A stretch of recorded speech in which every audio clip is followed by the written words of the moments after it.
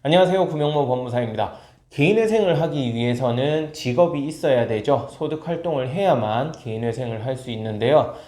최근 코로나로 인해서 실직도 상당히 많이 늘었고, 그로 인해 직업이 없어서 개인회생을 하지 못하고 있다가 최근 복직을 하거나 새로운 직장에 취업을 하면서 개인회생을 하고자 하는 분들도 많이 있습니다. 그래서 이번 시간에는 이 직장에 새롭게 취업을 했을 때 얼마나 시간이 지나야 개인회생을 할 수 있는지, 또 취업을 하고 바로 회생을 신청했을 경우 어떤 주의사항이 있는지에 대해서 함께 설명을 드릴게요.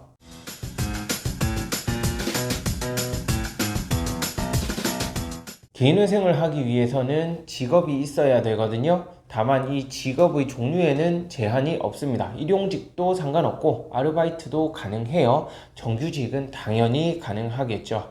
다만 급여를 정기적으로 받아야 돼요. 그러니까 아르바이트라 하더라도 단기 아르바이트면은 허용이 되지 않고요. 아르바이트도 꾸준히 계속해서 할 것이 예상되는 경우에는 개인회생을 할 수 있다고 보면 되겠습니다.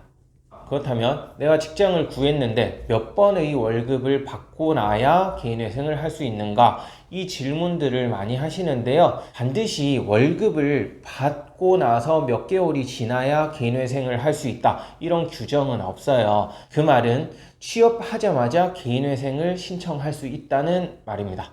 따라서 내가 비록 월급을 아직 한 번도 수령하지 않았다 하더라도 개인회생은 신청을 할 수가 있어요. 그러면 취업하자마자 개인회생을 할 수 있다고 했는데 월 변제금은 어떻게 정해질 것인가? 제 다른 영상을 보면 변제금은 최근 1년간의 소득 평균에서 최저생계비를 빼고 남은 돈으로 정해진다고 말씀드렸는데요. 그러면 내가 취업을 지금 막 했으니까 얼마의 소득을 받는지 알 수가 없겠죠. 내가 막 취업을 하자마자 개인회생을 신청한 이상 과거 1년간의 소득이라는 것이 없겠죠. 이전의 직장에서 받은 소득은 해당하지 않거든요.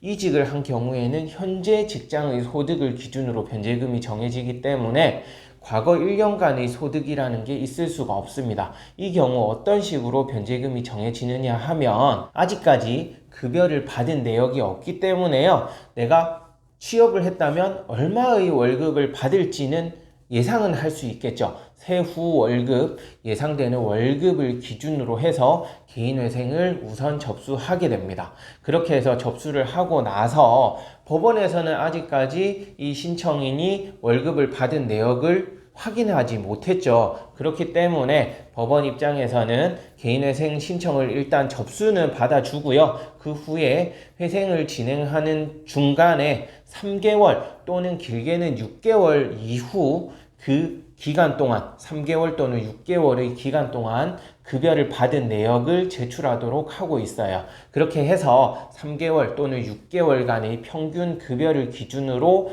변제금을 최종 확정을 하고요. 그 확정된 금액을 기준으로 개시결정을 내려주고 있습니다. 따라서 이렇게 취업하자마자 개인회생을 신청한 경우에는 과거 평균 1년을 기준으로 변제금액이 정해지는 것이 아니고 개인회생 신청 이후 3개월 또는 6개월 평균을 기준으로 변제금액이 정해진다라고 알고 계시면 되겠습니다.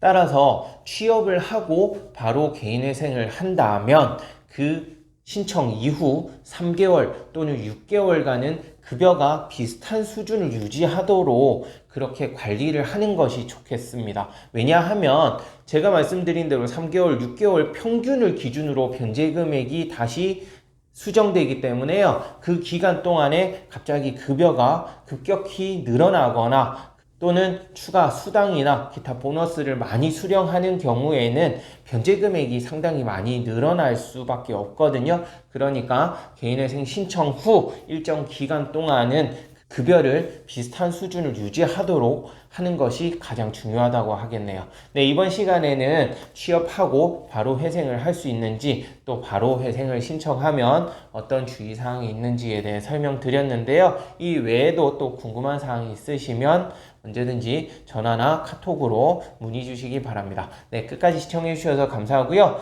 구독, 신청, 좋아요 부탁드리겠습니다. 고맙습니다.